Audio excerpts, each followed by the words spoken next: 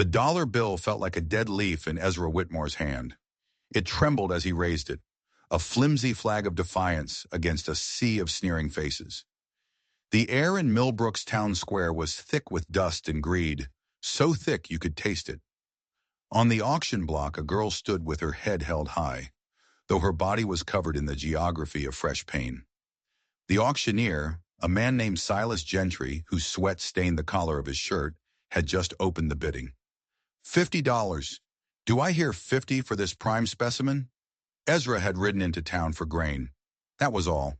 Maybe a hot meal and a cold beer. But 20 minutes in this place had curdled his stomach. He'd seen plenty of ugliness in his 50 years. But this was 1871, 6 years after the war that was supposed to have burned this sickness out of the country for good. The bidding climbed. $60. $70. With every shout, a hot wire of rage tightened in Ezra's chest. The girl on the block couldn't be more than 19. Her eyes, though, they looked older. They held a fire that refused to be quenched by the humiliation of her circumstance. They were the kind of eyes that could start a war or end one. $75 going once! Ezra didn't think. He didn't plan. The word just came out of him, a raw piece of his soul breaking free. $1. The laughter that had been bubbling under the surface of the crowd erupted. It was a cruel, barking sound. Silas Gentry paused, his hammer hanging in the air like a stunned bird. He squinted down at Ezra, a stranger in a worn coat who'd just committed the greatest social sin imaginable in Millbrook. He'd insulted the merchandise. "Did you say $1, friend?" Gentry sneered, drawing out the word friend, like it was a curse. "This here is a fine piece of property, not some three-legged dog." Ezra's jaw set like cold iron. "You heard me."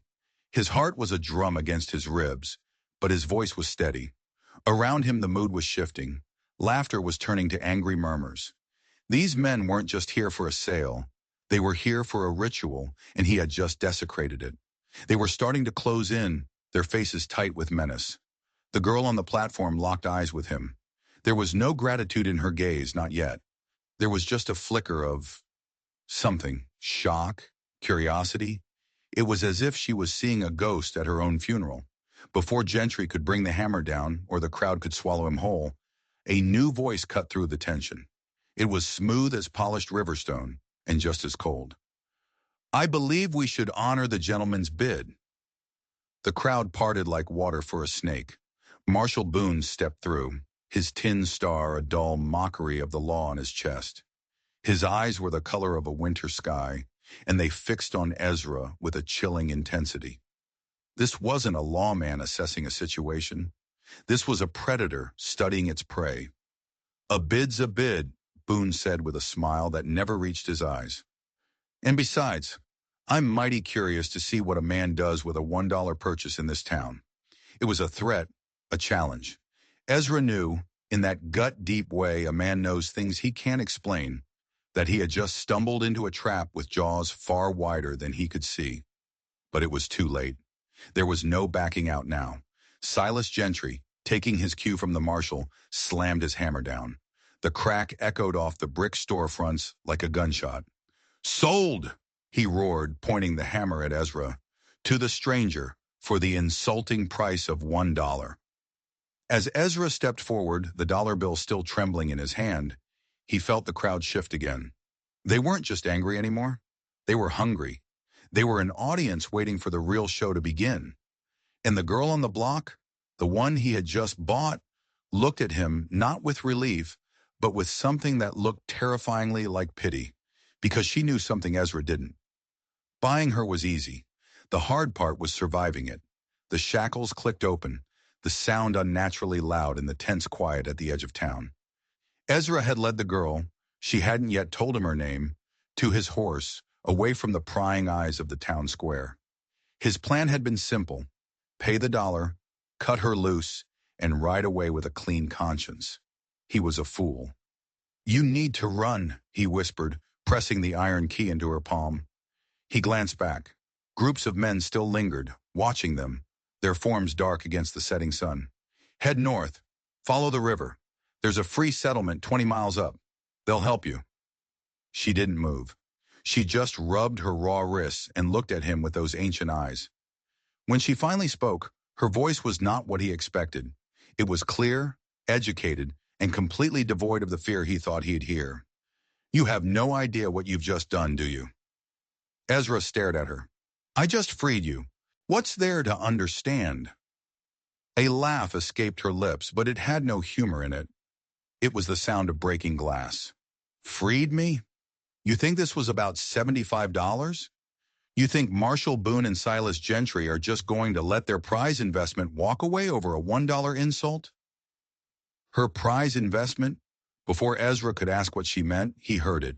The rhythmic thunder of hoofbeats. Not one horse. At least 5. And they were coming fast. Too late, the girl said, her voice flat. They're here. Marshall Boone appeared over the rise first, a silhouette of crooked justice. He was flanked by 3 deputies whose faces were hard and empty. But it was the 5th rider that made the air go cold. He was a giant of a man, draped in a long black coat despite the heat. His face was a roadmap of scars, as if he'd wrestled a bear and lost. And when he smiled, which he did as he saw the girl, 2 of his front teeth glinted in the dying light. They weren't bone. They were polished steel. Well, well, Boone called out, his voice dripping with false hospitality as his riders formed a loose, inescapable semicircle around them. Having some buyer's remorse, stranger? Ezra's hand drifted toward the Colt at his hip. It was a reflexive, foolish gesture, but the girl's fingers, surprisingly strong, touched his arm, a silent warning. The big one, she whispered, her breath warm against his ear. That's Iron Teeth McGrath. He's not a local, and trust me, he's not here for the money. Iron Teeth McGrath. The name was a plague whispered in saloons and around campfires across 3 territories. A bounty hunter, they said. But that wasn't the whole truth. McGrath didn't just hunt men for money. He was a retriever of expensive things. Sometimes those things were gold, sometimes they were secrets, and sometimes they were people. We seem to have a misunderstanding here, Boone said, swinging down from his horse with a lazy grace. See that girl? She was already spoken for. Sold months ago. Our friend Iron Teeth here just rode 200 miles to collect his delivery. McGrath's voice was the sound of rocks grinding together. The girl is mine by contract, bought and paid for. Your little town auction was just paperwork. The pieces slammed together in Ezra's mind. This wasn't a slave auction. It was a transfer, a handover disguised as a public sale to make it all look legitimate on paper. The girl hadn't been for sale to the highest bidder. She'd been waiting for collection. He hadn't interrupted a sale. He had crashed a delivery, and in doing so, he'd made himself a loose end.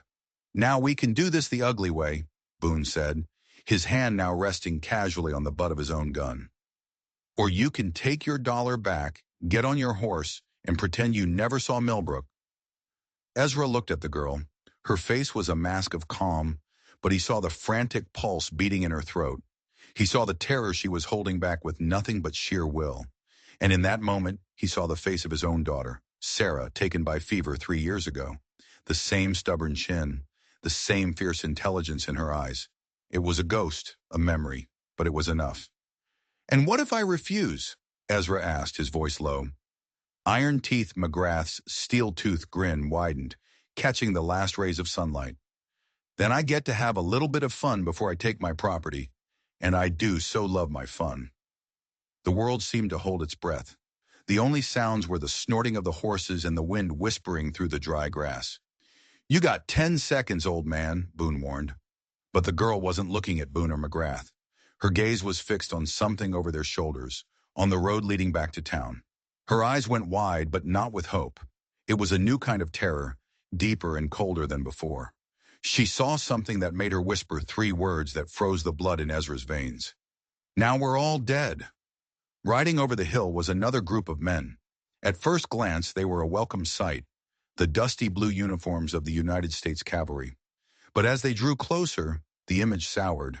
Their uniforms were too clean for a patrol in this dusty territory.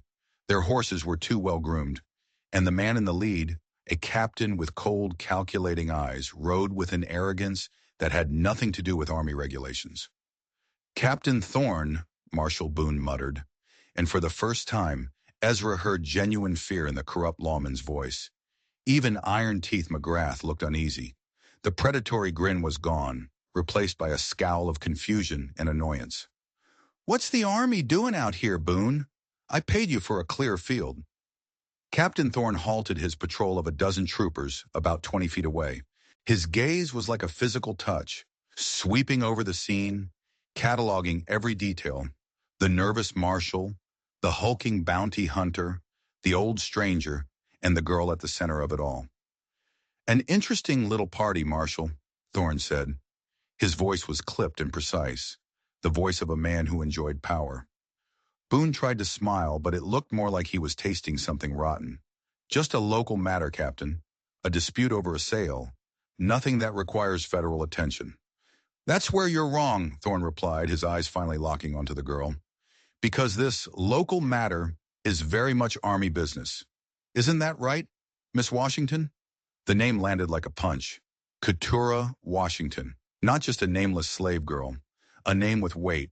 A name that made a Union captain ride out into the middle of nowhere. At the sound of it, the girl, Keturah, straightened her back, her chin lifting another inch. McGrath's hand twitched near his gun. "Now hold on, Captain. I've got papers. A bill of sale. She's my property, fair and square." "Papers can be forged, McGrath," Thorne said with a dismissive wave. "Or in this case, bought from men who had no right to sell in the first place. You've been swindled." Ezra's head was spinning. A corrupt marshal, a sadistic bounty hunter, and now a squad of pristine-looking Union soldiers, all converging on this one young woman. There was a missing piece, a big one, and he had a terrible feeling it was about to fall into place. Thorne's cold eyes softened with a look of mock concern as he addressed Keturah again. "Your father has been terribly worried about you, miss." Father. The word changed everything. This wasn't about property. It was about family. It was about power. And it was about a secret big enough to bring all these wolves to the same patch of dirt. Keturah spoke for the first time since the soldiers arrived, her voice ringing with a strength that defied her situation. "My father sent you to find me?" "In a manner of speaking," Thorne said, and his smile was a razor's edge. "Though I doubt he anticipated you'd be keeping such colorful company." That was it for Iron Teeth McGrath. The conversation was over. His hand was a blur, his gun clearing the leather with terrifying speed. He wasn't a man who talked his way out of problems. "Enough!" he bellowed. "The girl comes with me!" But even as McGrath moved, Ezra was already diving, shoving Keturah behind him. The world exploded. McGrath's first shot tore through the air where Ezra's head had been a second before. A second shot from one of Boone's deputies chipped bark from a tree near Keturah. Then the cavalry troopers raised their own rifles. But they weren't aiming at McGrath. They were aiming at everyone. It was a free-for-all, a storm of lead and smoke. Boone was screaming at Thorne about jurisdiction. Thorne was barking orders at his men. And McGrath, snarling like a wounded animal, was firing at anything that moved. This wasn't a standoff anymore. It was a slaughter in the making. Ezra shoved Keturah towards his horse. "Get behind it!" He drew his own Colt, the worn metal familiar in his hand, and returned fire towards Boone's men, trying to create an opening. Through the haze of gun smoke, he saw it. Keturah wasn't just hiding. She was crawling, low to the ground, her eyes fixed on something that had fallen during the initial chaos. It was a leather saddlebag dropped from one of the deputies' horses. It looked plain, ordinary, but the way Keturah was moving towards it, risking everything to get her hands on it, told Ezra it was the most important thing on this battlefield. He saw Captain Thorne notice it too. Thorne's face went white with fury, and he started firing directly at Keturah, no longer caring about taking her alive. Whatever was in that bag, it was worth more than her life, which meant Ezra had to help her get it. The saddlebag lay 10 feet away, an eternity of open ground. Bullets ripped through the air, kicking up dust devils around Keturah as she hugged the earth. Ezra laid down suppressing fire, his shots aimed not to kill, but to distract, to force Thorne and his men to keep their heads down for just a few precious seconds. "Stay down!" he yelled. but she was already moving. It was a lull, a single heartbeat between volleys, and she took it. She scrambled across the dirt, her fingers outstretched, a desperate prayer in motion. McGrath saw her. He had taken cover behind a dead horse, and now he swung his massive revolver around, the barrel aiming straight for her back. His scarred face was a mask of triumph. He was going to end it right here. Ezra didn't have a clear shot. He didn't have time. So he did the only thing he could. He charged. He hit Iron Teeth McGrath like a freight train, a shoulder tackle driven by desperation. The big man grunted, the air forced from his lungs, and his shot went wild, plowing harmlessly into the ground. They went down in a tangle of limbs, rolling in the dust and blood. McGrath was a mountain of muscle and rage. His steel teeth gnashed inches from Ezra's face, his breath a foul mix of whiskey and violence. "You should have walked away, old man," he snarled, trying to bring the gun to bear. But his momentary distraction had been enough. Keturah had the bag. She ripped it open, her hands tearing at the buckle, and pulled out a thick sheaf of papers. She held them up, a fragile shield against the bullets. And then everything just stopped. The shooting died down as if by a silent, mutual command. Every eye, Thorne's, Boone's, the troopers, even Ezra's as he struggled with McGrath, was fixed on the documents in her hand. They were official, covered in government seals and dense, meticulous handwriting. On top of the stack was a photograph. From 30 yards away, Captain Thorne could see it clearly. He whispered 2 words, his voice choked with disbelief. "Dear God." Ezra finally managed to wrench McGrath's gun away, kicking the big man in the ribs. He scrambled back, his own pistol aimed at the bounty hunter's chest, but his attention was on Thorne. The captain's face had gone from controlled anger to raw, naked panic. Keturah's voice, though quiet, carried across the suddenly silent battlefield. "That's right, Captain. It's all here. The Washington Protocols." The name meant nothing to Ezra, but it was a thunderclap to the others. Marshal Boone looked like he was about to be sick. McGrath's rage had evaporated, replaced by a look of dawning horror. "Every name," Keturah continued, her voice gaining strength, "every illegal land grant, every backroom deal, every bribe paid to look the other way, while men like McGrath continued the slave trade under new names. It's all here, including your name, Captain Thorne, right next to my father's." Treason. This wasn't just about money. This was about a shadow government operating within the Reconstruction. Men in power, Union heroes, selling out the very victory they had fought for. And her father, he had been the bookkeeper. "My father wasn't a victim," Keturah said, her eyes burning holes in Thorne. "He was a participant, their accountant. He documented their crimes because he thought he was one of them. He believed they were patriots, doing what was necessary to rebuild the nation." Thorne's military composure was gone, shattered.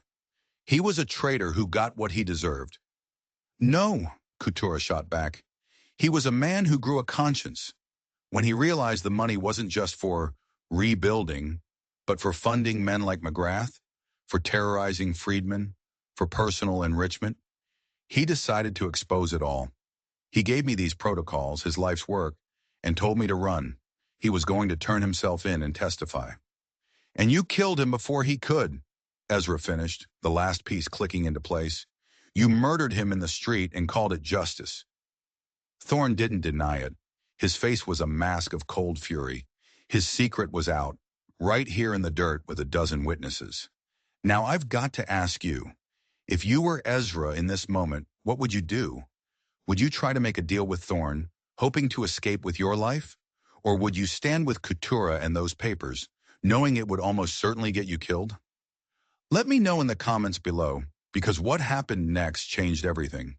The wind swirled around them, kicking up dust, making the papers in Keturah's hand rustle like whispering ghosts.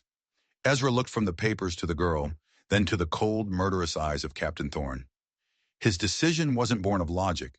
It was something older, more primal. It was the memory of his daughter's face, the simple, unshakable knowledge that some things are worth dying for. He stepped in front of Keturah, placing his body between her and Thorne's men. "The girl and the papers," Ezra announced, his voice ringing with finality. "They stay with me." Captain Thorne laughed. It was a brittle, ugly sound. "You have no idea what you're dying for, old man. Those papers, they don't just expose a few corrupt officials. They prove that high-ranking members of our own government are selling military surplus, rifles, cannons, ammunition, to Confederate holdouts and raiders. They're funding a shadow war against the United States. This goes all the way to the top." "Then it's past time the top heard about it," Ezra said. But Iron Teeth McGrath had recovered. His brief moment of fear had been replaced by the cold calculus of a predator. He'd lost his gun to Ezra, but he had a backup. A smaller pistol tucked into his boot. He drew it with a speed that defied his size. "The contract pays dead or alive," he snarled, aiming at Couture. A shot rang out, but it wasn't from McGrath's gun. It was Marshal Boone. He stood there, a smoking pistol in his hand, a look of grim determination on his face. Iron Teeth McGrath stared down at the sudden red flower blooming on his chest, a look of profound surprise on his scarred face before he crumpled into a heap. For a wild second, Ezra thought Boone had switched sides, that he'd found some last shred of decency. He was wrong. Boone immediately swung his gun towards Captain Thorne.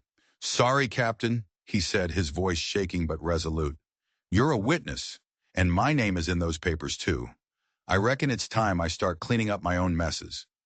The corrupt marshal had made his play. Kill everyone, burn the papers, and blame the whole bloody affair on the dead bounty hunter. A simple, clean solution. But he made a fatal error. He underestimated Captain Thorne's capacity for violence. Thorne was a trained soldier. His sidearm was out of its holster before Boone could even register the movement. The captain's shot was precise, a single definitive crack that echoed Boone's own. The marshal stumbled backward, a look of betrayal on his face, and fell into the dust beside the man he had just killed. Smoke curled from Thorne's pistol. He stood over the two bodies, the absolute master of the battlefield. His remaining troopers held their rifles ready, a solid wall of federal power. "Now then," Thorne said calmly, as if he were discussing the weather. "Where were we?" Ezra felt Couture's hand grip his arm.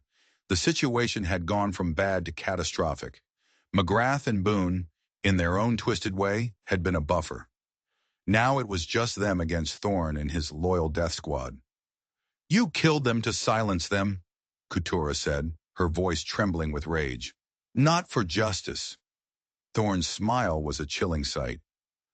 "Miss Washington, your father was a meticulous man, but he was a fool. These protocols don't just implicate criminals. They implicate good, patriotic men who are using unconventional means to ensure the stability of this nation. Sometimes dirty work is necessary to keep a country from falling apart a second time." "You mean dirty work like kidnapping and murder?" Ezra spat. "Necessary evils," Thorne corrected him. "We are building a new world, and that requires a firm hand. The law is a luxury we can't always afford. Now hand me the protocols. You have my word you can walk away from here and disappear." "Your word is worth less than the dirt on my feet," Couture said. And then she moved.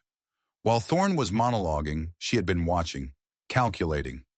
Marshal Boone's horse, spooked by the gunfire, had wandered a few yards away, its reins trailing. It was their only chance. She bolted. "Stop her!" Thorne screamed, his composure finally cracking. Ezra reacted instantly. He lunged at the nearest trooper, not to fight, but to obstruct. They went down in a clumsy heap, buying Couture a precious second. More shots exploded around them. Couture, with the grace of a deer, leaped into the dead marshal's saddle, hauling the precious saddlebag with her. She kicked the horse into a gallop, the protocols clutched tight against her chest. "The next town," she yelled back at Ezra over the thunder of hooves. "Millfield! There's a telegraph office." If she could get a message out, a message to the right people, the ones not on Thorne's payroll, they might have a chance. But Thorne's men were already scrambling for their own mounts. Their horses were fresh. Hers was tired from the day's events. The chase was on. Ezra untangled himself from the trooper, found his own horse, and swung into the saddle. He spurred the animal hard, racing after Couture. Behind him he could hear Captain Thorne screaming orders, his voice raw with fury. He was no longer a calm, calculating officer. He was a man watching his entire world, his entire conspiracy, galloping away towards a telegraph wire, and he would kill anyone and anything to stop it. The chase was a frantic, desperate thing. Keturah rode with a wild, intuitive skill, her body low over the horse's neck, pushing the tired animal to its limits. Ezra followed, his own horse struggling to keep pace. The sound of Thorn's pursuing cavalry, a constant drumbeat of doom behind them. The open plains were a death trap. Thorn's men were fanning out, a classic pincer movement designed to cut them off, to herd them into a kill box. They needed cover. They needed an advantage.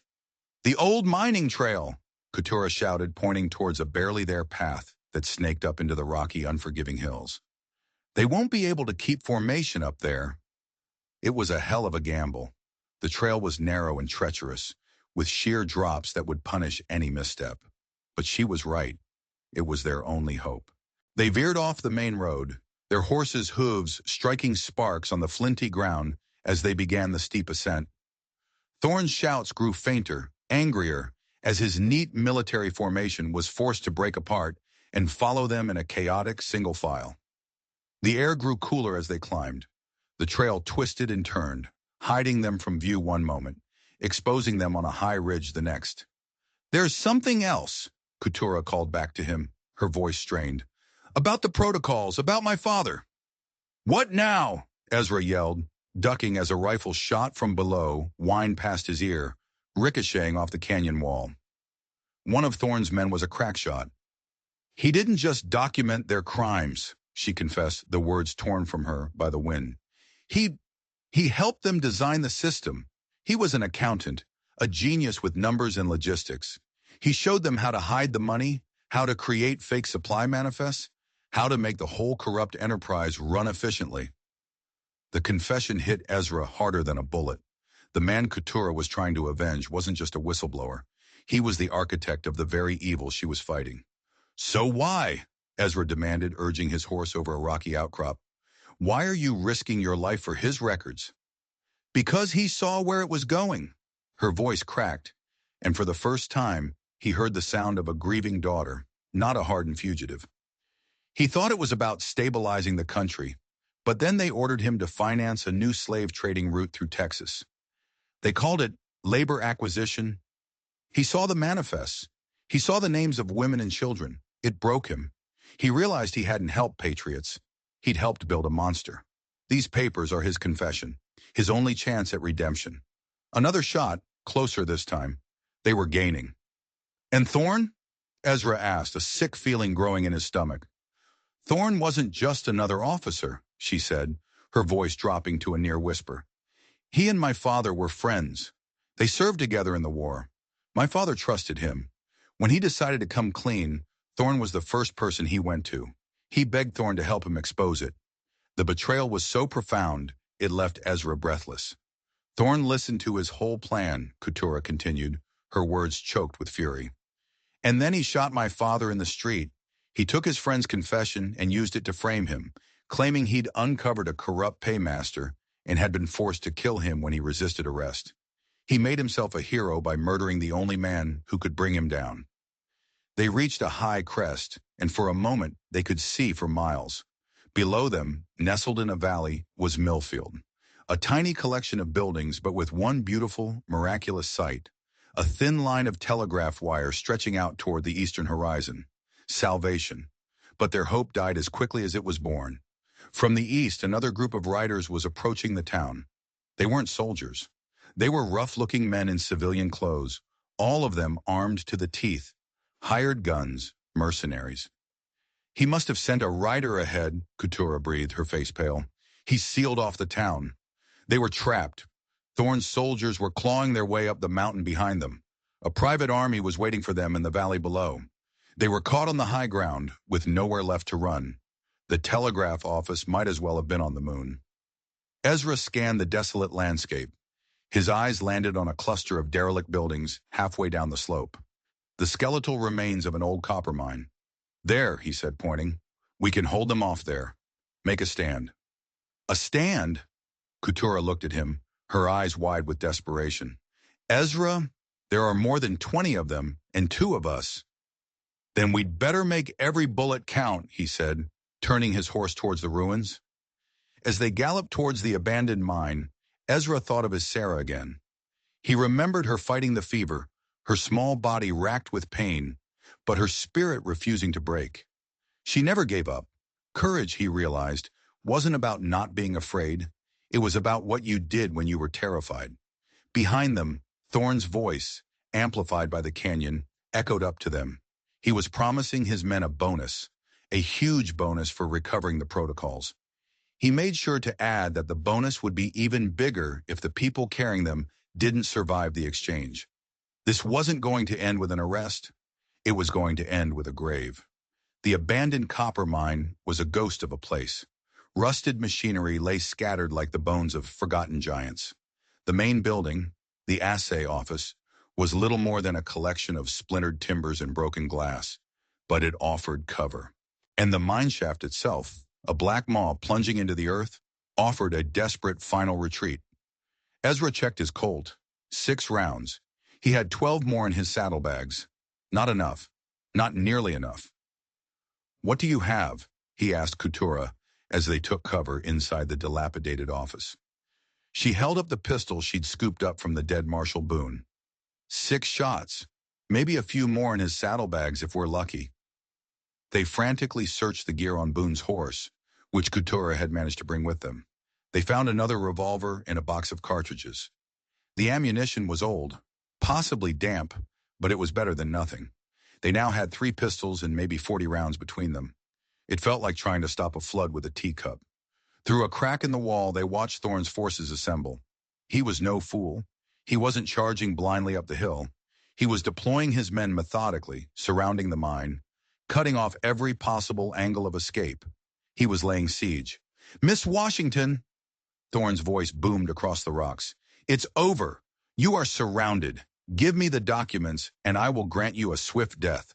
Refuse, and I will make you beg for it." "He's right," Kutura whispered, pressing herself against the rough plank wall. The protocols were still clutched in her hand. "We can't win this." But Ezra wasn't listening. He was staring at the documents in her hand, his eyes scanning the meticulous script.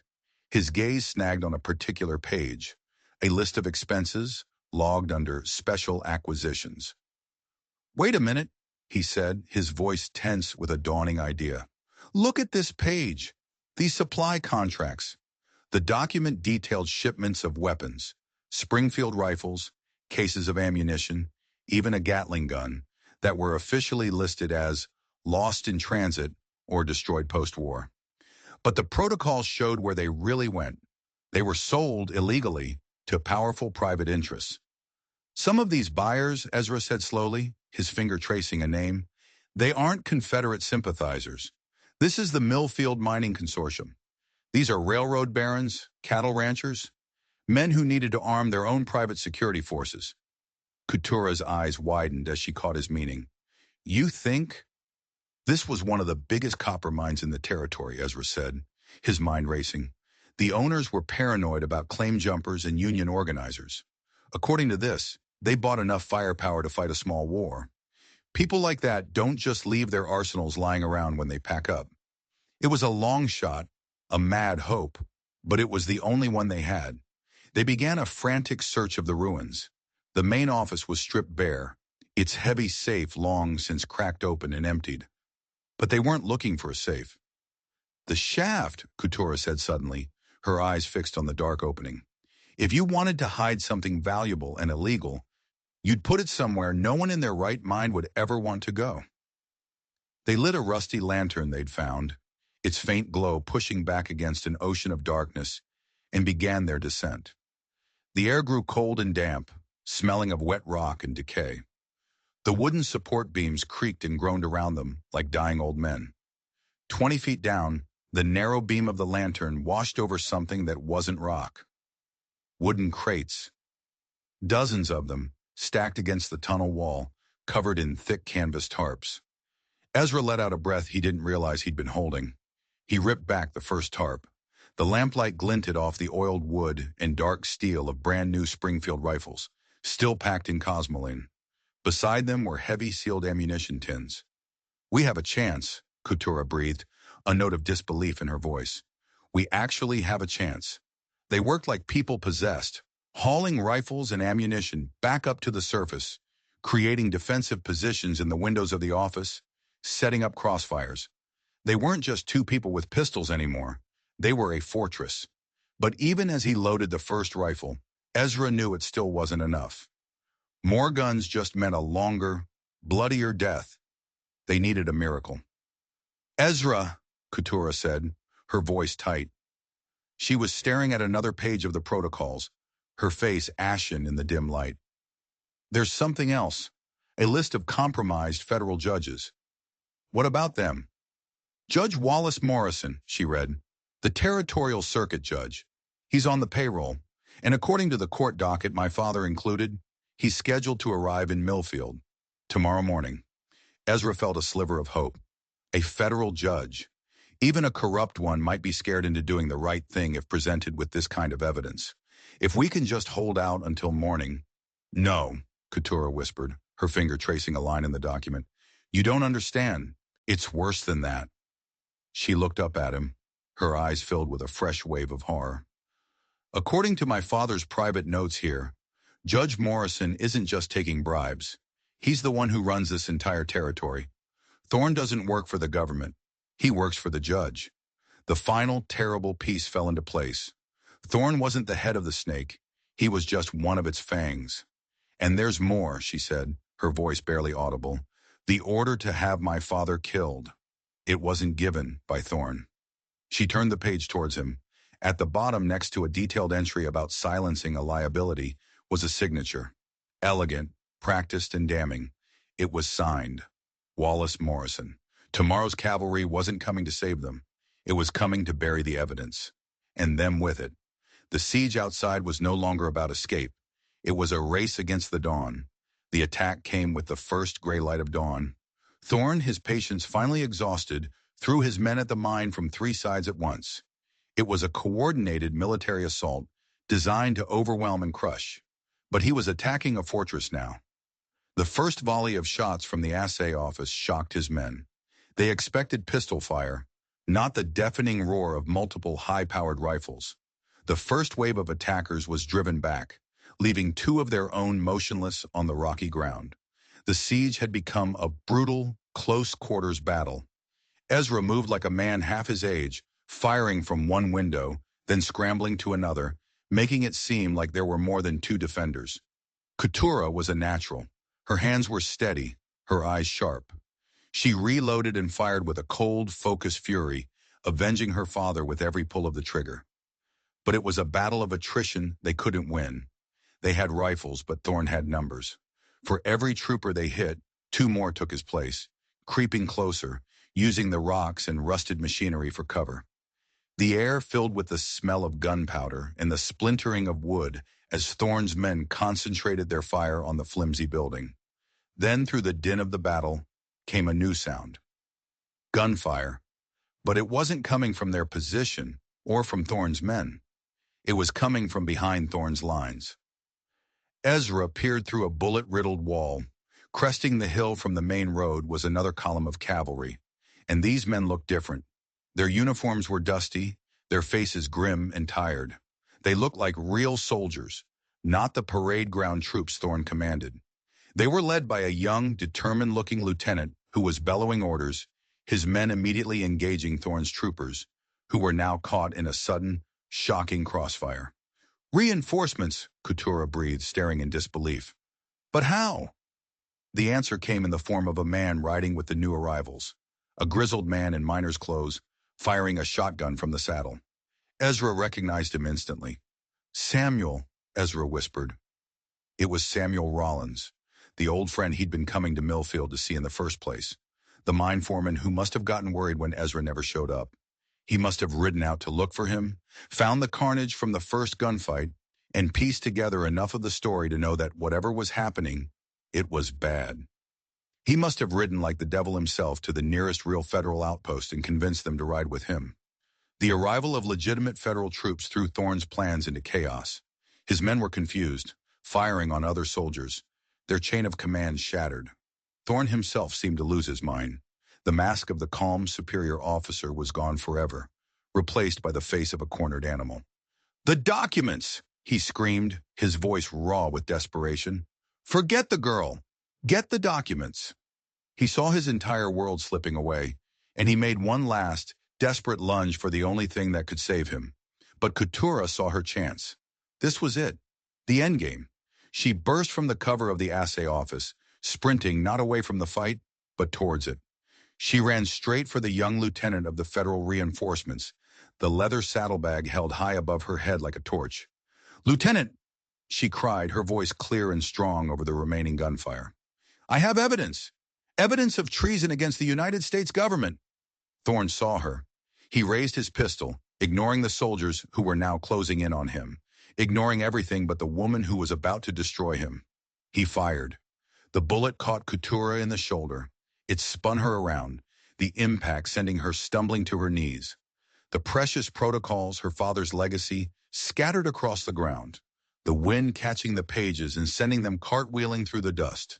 But before Thorne could fire again, a figure stepped in front of Keturah. It was Ezra. He stood over her, his own rifle leveled, the barrel aimed squarely at Thorne's heart. "It's over, Thorne," Ezra said, his voice as steady as the rocks around them. Thorne looked at Ezra. He looked at the federal soldiers surrounding him, their rifles all pointed in his direction. He looked at the papers, the proof of his crimes, being gathered up by the young lieutenant. He saw the cold, unwavering promise of justice in Ezra's eyes, and in that moment, he knew there was no escape. Slowly, with the weary resignation of a man who had lost everything, Captain Thorne dropped his gun. 3 months later, the Washington protocols ripped through the nation's capital like a hurricane. The ensuing scandal was the largest of the Reconstruction era. Dozens of high-ranking officials, military officers, and judges were implicated. Judge Wallace Morrison, the mastermind behind it all, took his own life in his chambers the day before his arrest warrant was served. Captain Thorne was sentenced to life without parole in a military prison, a fate many considered too merciful. Keturah Washington, having recovered from her wound, became the government's first star witness. Her testimony, backed by the unshakable, meticulous proof in her father's own hand, was devastating. She dismantled the conspiracy piece by piece, her voice never wavering as she brought justice to the men who had murdered her father and terrorized countless others. Ezra Whitmore went back to his life. He bought and sold grain. He watched the seasons turn. But he was not the same man who had ridden into Millbrook. He had seen the face of true evil, but he had also seen the power of a single person's courage. He never saw Keturah again after the trials, but he heard she went east. They said she was studying to be a lawyer, determined to use the system her father had corrupted to protect the innocent. Every now and then, usually on a quiet night with just a bottle of whiskey for company, Ezra would take a dollar bill from his wallet. He'd smooth it out on the table and stare at it. $1, the most insulting bid in the history of Millbrook, an amount so small it was meaningless. But it had bought a young woman's life. It had bought justice for her father. It had bought the end of a shadow government and freed thousands from a new kind of slavery. He learned the most important lesson of his life in that dusty town square. Sometimes the smallest acts of defiance are the ones that echo the loudest. Sometimes $1 is enough to change the world. If you enjoyed this story, don't forget to hit that subscribe button and turn on notifications. Every week we uncover stories just like this one, tales of darkness, courage, and the moments that change history. And trust me, you don't want to miss what's coming next.